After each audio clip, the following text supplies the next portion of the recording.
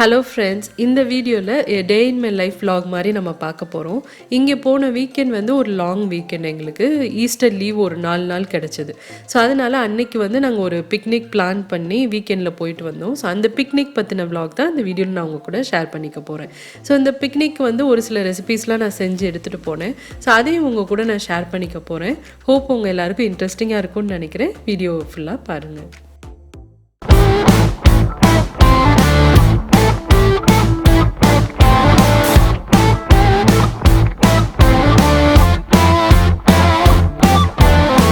நான் சொன்ன மாதிரி ஈஸ்டர் லீவ் அப்படின்றனால நேற்றுக்கு வீட்டுக்கு கொஞ்சம் கெஸ்ட்டெல்லாம் இன்வைட் பண்ணியிருந்தோம். ஸோ நிறையா குக் பண்ணியிருந்தேன். பாருங்கள் எவ்வளோ பாத்திரங்கள் சேர்ந்துருக்குன்ட்டு. ரொம்ப மோசமாக இருக்குது கிச்சன் பார்க்குறதுக்கு. நைட்டு ரொம்ப டயர்டாக இருந்தது அப்படின்னு சொல்லிட்டு நான் எதையுமே க்ளீன் பண்ணாமல் தூங்கிட்டேன். ஸோ இப்போ இதெல்லாத்தையுமே க்ளீன் பண்ணிவிட்டு அதுக்கப்புறமா கொஞ்சம் சாப்பாடெல்லாம் செஞ்சுட்டு அதுக்கப்புறமா தான் நாங்கள் பிக்னிக் கிளம்பி போக போகிறோம். ஸோ அதனால் இன்றைக்கி நான் அதை வந்து கையில் வாஷ் பண்ண போகிறது கிடையாது. நிறையா பாத்திரம் இருக்குது. அதே மாதிரி கொஞ்சம் சீக்கிரம் கிளம்பணும் அப்படின்றனால டிஷ்வாஷரில் எல்லாத்தையும் லோட் பண்ணிவிட்டு க்ளீன் பண்ணிக்க போகிறேன். இப்போ டைம் பார்த்தீங்கன்னா காலையில் 8:30 மணி ஆகுது. நாங்கள் ஆல்ரெடி பிரேக்ஃபாஸ்ட் சாப்பிட்டு முடிச்சிட்டோம். போஹா பண்ணியிருந்தேன். சிம்பிளாக ஒரு பிரேக்ஃபாஸ்ட் பண்ணலாம் அப்படின்னு சொல்லிட்டு குவிக்காக ஒரு போஹா பண்ணியிருந்தேன். ஸோ பிரேக்ஃபாஸ்ட்டும் சாப்பிட்டாச்சு. ஸோ இப்போ இந்த கிச்சனை க்ளீன் பண்ணி முடித்ததுக்கப்புறமா கொஞ்சம் ஸ்நாக்ஸ்லாம் ப்ரிப்பேர் பண்ணிவிட்டு சீக்கிரமாக பிக்னிக் கிளம்பி போக போகிறோம்.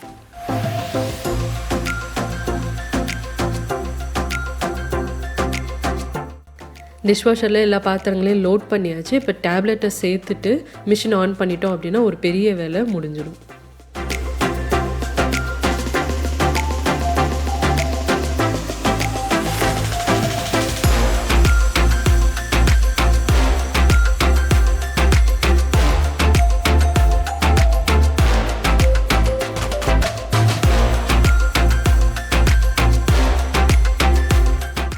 அதுக்கப்புறமா கிச்சனையும் ஃபுல்லாக நான் க்ளீன் பண்ணிட்டேன். க்ளீன் பண்ணிவிட்டு பாருங்கள் நல்லா நீட்டாகிடுச்சு கிச்சனு. டிஷ்வாஷரில் பாத்திரம் ஓடிட்டுருக்கு. ஸோ இப்போ நான் வந்து குவிக்காக ஸ்நாக்ஸ்லாம் ப்ரிப்பேர் பண்ண போகிறேன். இன்றைக்கி ஸ்நாக்ஸுக்கு பார்த்தீங்கன்னா நான் வந்து முட்டை பஃப் செஞ்சு எடுத்துகிட்டு போகலான்னு பார்க்குறேன். அதே மாதிரி நான் சாக்லேட் ராக்ஸ்ன்னு சொல்லி என்னோடய பர்த்டே விலாகில் நான் காட்டியிருந்தேன். ஸோ அந்த ரெசிபி கொஞ்சம் ஃப்ரெஷ் ஜூஸ் இதெல்லாம் எடுத்துகிட்டு போகலான்னு நினச்சிருக்கேன். ஸோ ஃபஸ்ட்டாக நம்ம முட்டை பஃப்ஸ் எப்படி பண்ணுறது அப்படின்றத பார்க்கலாம். இங்கே ஒரு பேன் சூடு பண்ணியிருக்கேன். அதில் 2 டீஸ்பூன் எண்ணெய் சேர்த்துக்கலாம். எண்ணெய் நல்லா சூடானதுக்கப்புறமா நான் நீல வாக்கில் 2 வெங்காயம் அரிஞ்சு வச்சுருக்கேன். அந்த வெங்காயத்தை இதோட சேர்த்துக்கோங்க.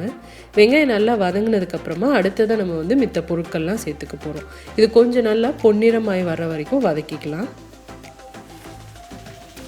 இப்போ ஓரளவுக்கு வெங்காயம் வறுபட்டுருக்கு. இந்த ஸ்டேஜில் வந்து ஒரு 1/4 டீஸ்பூன் அளவுக்கு இஞ்சி பூண்டு பேஸ்ட் நம்ம சேர்த்துக்க போகிறோம். இப்போ இஞ்சி பூண்டும் சேர்த்துட்டு நல்லா இதோட பச்சை வாசமும் போகணும். அதே மாதிரி வெங்காயமும் பார்த்தீங்கன்னா கொஞ்சம் உங்களுக்கு பொன்னிறமாகி வந்திருக்கணும். அதளவுக்கு இதை வந்து நல்லா வதக்கிக்கலாம். இப்போ பாருங்கள் வெங்காயம் நல்லா வறுபட்டுருச்சு. இந்த ஸ்டேஜில் சின்னதாக ஒரு தக்காளி பழம் நான் சேர்த்துக்கிறேன். தக்காளி பழம் சேர்த்துட்டு நம்ம மித்த மசாலாகள்லாம் எல்லாமே இதோட சேர்த்துக்கலாம். ஏன்னா இது ரொம்ப டைம் எடுக்காது உங்களுக்கு வறுபடுறதுக்கு. அதனால் தக்காளி சேர்த்த உடனே மசாலா பொருட்கள்லாம் சேர்த்துக்க போகிறேன். ஒரு 1/4 டீஸ்பூன் அளவுக்கு மிளகாய் தூள் சேர்க்குறேன். நீங்கள் தேவைப்பட்டால் உங்களுக்கு ரொம்ப காரம் பிடிக்கும் அப்படின்னா 1/2 டீஸ்பூன் கூட சேர்த்துக்கோங்க. அடுத்ததாக வீட்டிலே தயாரித்த கரம் மசாலா தூள் நான் சேர்க்குறேன். இந்த ரெசிபி வந்து நம்ம சேனலில் இருக்குது. கீழே டிஸ்கிரிப்ஷன் பாக்ஸில் லிங்க் கொடுத்துருக்கேன். பார்க்காதவங்க செக் பண்ணி பாருங்கள். அடுத்ததாக இந்த மசாலாவுக்கு தேவையான அளவு உப்பு சேர்த்துட்டு இதை நல்லா வதக்கிக்க போகிறோம். இப்போ பாருங்கள் இந்த அளவுக்கு நல்லா வறுபட்டு வந்ததுக்கப்புறமா கடைசியாக வந்து நிறையா கொத்தமல்லி சேர்த்துக்கோங்க. கொத்தமல்லி வந்து நல்ல டேஸ்ட்டு கொடுக்கும். கொத்தமல்லி சேர்த்துட்டு நல்லா கிளறிட்டு இதை எடுத்து வச்சிடலாம். இப்போ பஃப்ஸ் பண்ணுறதுக்கு என்னென்ன பொருட்கள்லாம் தேவை அப்படின்றத குவிக்காக நம்ம பார்த்துடலாம். நம்ம இப்போ செஞ்சோம் இல்லையா, அந்த மசாலா எடுத்து வச்சுருக்கேன். அடுத்ததாக ஒரு 3 முட்டை வேக வச்சு அதை பாதியாக கட் பண்ணி நான் எடுத்து வச்சுருக்கேன். அடுத்ததாக மிளகுத்தூள் வச்சுருக்கேன். கொஞ்சமாக பால் எடுத்து வச்சுருக்கேன். பாலுக்கு பதிலாக நீங்கள் முட்டை கூட யூஸ் பண்ணலாம். மேலே வந்து பஃப்ஸில் நம்ம அப்ளை பண்ண போகிறோம். அதுக்கு தான் இருந்தது. அடுத்ததாக இங்கே பாருங்கள் நான் ரெடிமேட் பஃப் பேஸ்ட்ரி ஷீட் வாங்கி வச்சுருக்கேன். இது இருந்தது அப்படின்னா உங்களுக்கு ரொம்ப ஈஸி பண்ணுறது. இது பார்த்திங்கன்னா எல்லா சூப்பர் மார்க்கெட்ஸ்லேயும் கிடைக்கும். இது வந்து நீங்கள் எதுவுமே பண்ண வேணாங்க. ஜஸ்ட்டு ஓப்பன் பண்ணி வேணுங்கிற சைஸில் அதை வெட்டிட்டு என்ன ஸ்டஃபிங் வேணுமோ அதில் வச்சுட்டு நம்ம பேக் பண்ணிட்டோம் அப்படின்னா சூப்பராக உங்களுக்கு பஃப்ஸ் ரெடி ஆயிரும். இப்போ ஃபஸ்ட்டு வந்து மசாலா வந்து நல்லா ஆறட்டும். ஆறினதுக்கப்புறமா நம்ம பஃப்ஸ் செய்ய ஆரம்பிச்சிடலாம். இப்போ பாருங்கள் ஓப்பன் பண்ணிங்க அப்படின்னா இந்த மாதிரி தான் இருக்கும். ஷீட்டில் அவங்களே நல்லா ரோல் பண்ணி வச்சுருப்பாங்க. ஸோ அதனால் அதை ஃபஸ்ட்டு நம்ம விரிச்சிக்கலாம். நல்லா விரிச்சதுக்கப்புறமா உங்களுக்கு வேணுங்கிற சைஸில் இதை வந்து கட் பண்ணிக்கோங்க. நான் இன்றைக்கி வந்து மீடியம் சைஸ் பப்ஸ் தான் பண்ண போகிறேன். ஸோ அதனால் இதை வந்து ஒரு 6 பீஸாக நான் கட் பண்ணிக்க போகிறேன். பாதி ஷீட்டில் வந்து 6 பீஸ் நான் கட் பண்ணியிருக்கேன். மிச்ச பாதி வந்து நான் வேறு ரெசிபி பண்ணுறதுக்கு யூஸ் பண்ண போகிறேன். ஸோ இந்த மாதிரி கட் பண்ணி எடுத்துக்கிட்டிங்க அப்படின்னா இந்த மாதிரி ஸ்கொயர் ஷேப்பில் உங்களுக்கு கிடைக்கும். இப்போ இது எல்லாத்தையுமே நான் வந்து ஒரு பேக்கிங் ட்ரேயில் ட்ரான்ஸ்ஃபர் பண்ண போகிறேன். அதிலே டேரெக்டாக நம்ம ஸ்டஃப் பண்ணிவிட்டு பேக் பண்ணிடலாம்.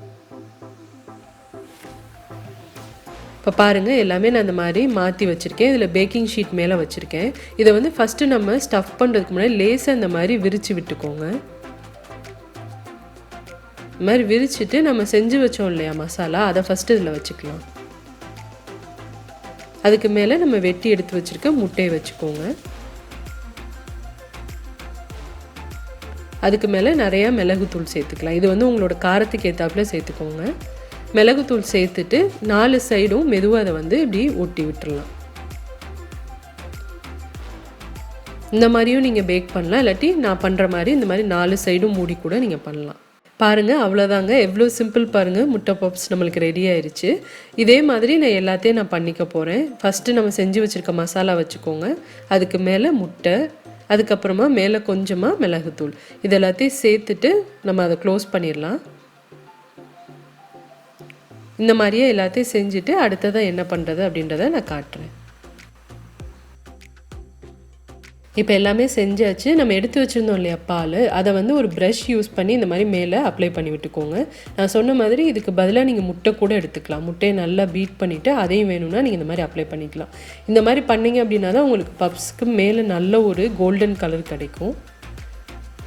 எல்லாமே அப்ளை பண்ணியாச்சு. இப்போ நான் வந்து அவனை ஹீட் பண்ணியிருக்கேன். 180 டிகிரியில் வந்து ஒரு 10 மினிட்ஸ் ப்ரீ ஹீட் பண்ணிவிட்டு அதுக்கப்புறமா இதை நம்ம உள்ளே சேர்த்துடலாம்.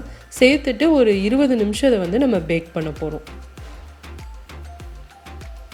20 நிமிஷம் பேக் பண்ணதுக்கப்புறமா சூப்பராக கிறிஸ்பியாக கடையில் பேக்கரியிலலாம் வாங்குற மாதிரி முட்டை பப்ஸ் உங்களுக்கு தயாராகிடும். பாருங்கள், ரெடி ஆயிடுச்சு. சூப்பராக பேக் ஆகி வந்திருக்கு. நல்ல கிறிஸ்பியாக இருக்குங்க. டேஸ்ட்டும் ரொம்ப நல்லாயிருக்கும். பாருங்கள் எவ்வளோ கிறிஸ்பியாக இருக்குன்னு, நிறைய லேயர்ஸோட சூப்பராக இருக்குது. கண்டிப்பாக இந்த ரெசிபியை ட்ரை பண்ணி பாருங்கள். ஈவினிங் ஸ்நாக்காக கூட நீங்கள் இதை செய்யலாம். ட்ரை பண்ணி பார்த்துட்டு உங்களோட ஃபீட்பேக்கையும் கூட மறக்காமல் ஷேர் பண்ணிக்கோங்க. இது கூடவே வந்து சாக்லேட் ராக்ஸ் பண்ணியிருந்தேன் இல்லையா, அந்த ரெசிபியை நான் செஞ்சு எடுத்திருக்கேன். அது மட்டும் இல்லை, ஃப்ரெஷ்ஷாக ஒரு ஆரஞ்சு ஜூஸும் பண்ணி நான் எடுத்திருக்கேன். ஸோ எல்லாமே எடுத்தாச்சு. இப்போ வீட்டிலேருந்து நாங்கள் கிளம்பி போயிட்டுருக்கோம். இப்போ நாங்கள் போகிற இடம் பார்த்திங்கன்னா பீச்சுக்கு நாங்கள் போகிறோம். இது வந்து இந்த பீச் பேர் வந்து Curracloe Beach. இது நாங்கள் இருக்கிற இடத்துலேருந்து ஒரு 1.5 hours ஆகும் ட்ராவல் பண்ணி போகணும். போகிற இடங்கள் எல்லாமே பார்த்திங்கன்னா ஃபுல்லாகவே ஒரு ஹில் ஸ்டேஷன் மாதிரி தாங்க இருக்கும். அவ்வளோ க்ரீனரியாக இருக்கும். அயர்லாண்டோட பெரிய ப்ளஸ் என்ன அப்படின்னு நான் சொல்லுவேன்னா லேண்ட்ஸ்கேப் தான். லேண்ட்ஸ்கேப் வந்து உண்மையிலே இந்த கண்ட்ரியில் ரொம்ப நல்லாயிருக்கும். பார்க்குறதுக்கு அவ்வளோ குளிர்ச்சியாக ரொம்ப நல்லா பசுமையாக இருக்கும். ஒரு 45 மினிட்ஸ் நாங்கள் ட்ராவல் பண்ணி போனதுக்கப்புறமா ஃபுல்லாகவே பார்த்திங்கன்னா கண்ட்ரி சைடு தான். நிறைய ஃபார்மிங் லேண்ட் தான் நாங்கள் பார்த்தோம். அவ்வளோ பசுமையாக சூப்பராக இருந்துச்சுங்க பார்க்குறதுக்கு. நிறைய வந்து ஃபார்மிங் அனிமல்ஸும் நாங்கள் பார்த்தோம். போகிற வழி எல்லாமே அவ்வளோ நல்லா இருந்தது. ரொம்ப நல்லா இருந்துச்சு. அந்த ட்ராவல் வந்து 1.5 hours எனக்கு போனதே தெரில, அந்தளவுக்கு நல்லா இருந்தது.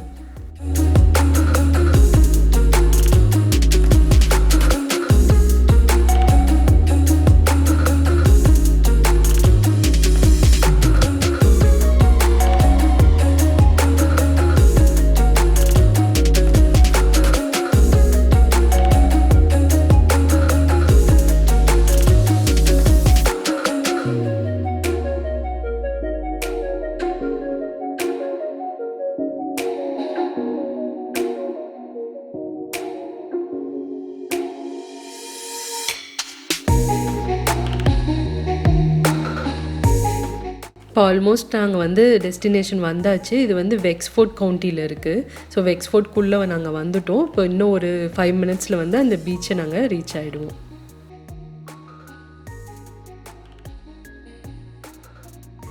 பீச்சுக்கு வந்தாச்சுங்க. ரொம்ப நல்லா இருக்குது. சாண்ட் பீச் இது. ஃபுல்லாக பார்த்தீங்கன்னா ஃபேமிலிஸ் தான். ஈஸ்டர் ஹாலிடே அப்படின்றனால ஃபுல்லாக ஃபேமிலியோடு வந்து நல்லா என்ஜாய் பண்ணிகிட்டு இருந்தாங்க. பார்க்குறதுக்கு ரொம்ப நல்லா இருந்தது. நல்ல ஒரு பெரிய பீச். வாக்கிங் போகிறதுக்கெலாம் வந்து ஒரு பெஸ்ட்டு பீச்சுன்னு நான் சொல்லுவேன்.